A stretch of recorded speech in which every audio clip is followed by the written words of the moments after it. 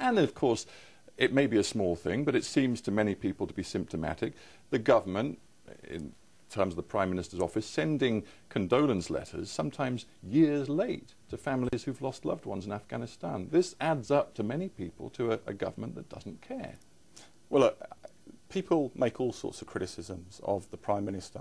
The vast majority of people, in my experience, credit him, if for nothing else, credit him for the real concern he has for our military and the fact that he goes out of his way to communicate with bereaved families. I think that's the right thing to do. Now, in terms of the covenant, it is very clearly the case that we have done more. Accommodation has been a problem for decades. This government is putting it right. We are the first government, as we did last year, to look right the way across Whitehall at the way our armed forces are treated. So what did we do? We doubled the maximum payout for compensation for those who are injured to a maximum of £570,000. We looked at the way people are treated on NHS waiting lists. We looked at their access for housing.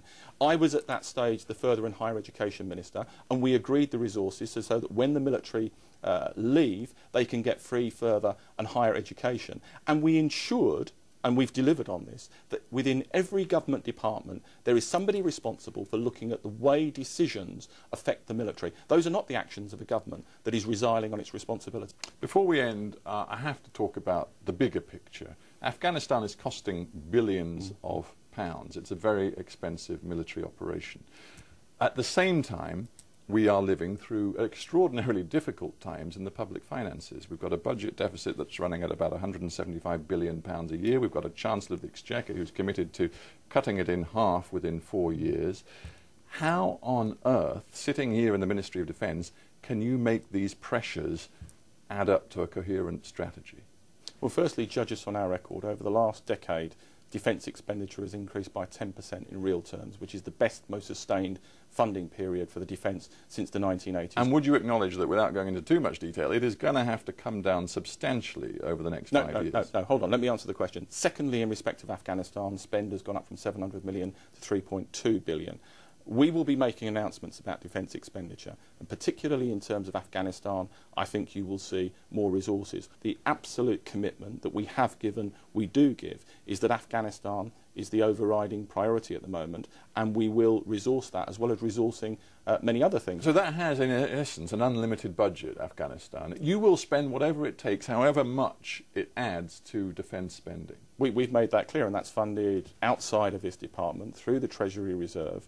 That, you know, if it is our main effort, which it is, if we have to succeed in our national interest, which I believe we do, we have to resource it. And the fact that we've increased expenditure from 700 million to over 3 billion today, I think is an indication of that. Longer term, do we need to look at the developing nature of warfare? Do we need a strategic defence review? Yes, we do, and that's why we've commissioned both a green paper to inform that, and there will be an SDR in the first part of the next Parliament. And one of the really important questions we've got to address and answer is what we're experiencing now in Afghanistan, what we experienced in Iraq.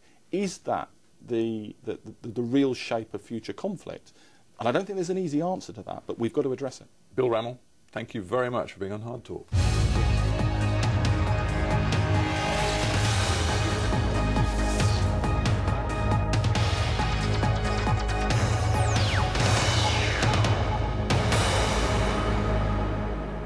Welcome to Hard Talk.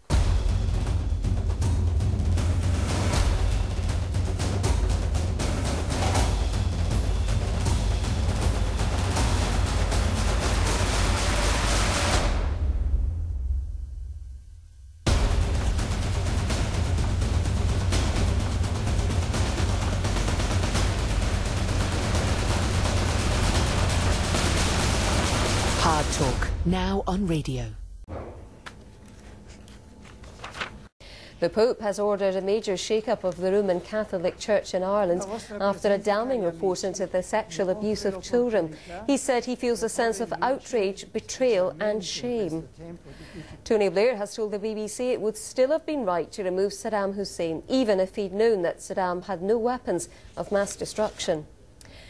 5 young Americans who apparently sought to join militant Islamic groups will probably face deportation from Pakistan. The 5 were reported missing when a video expressing extremist views was found by their parents in the US.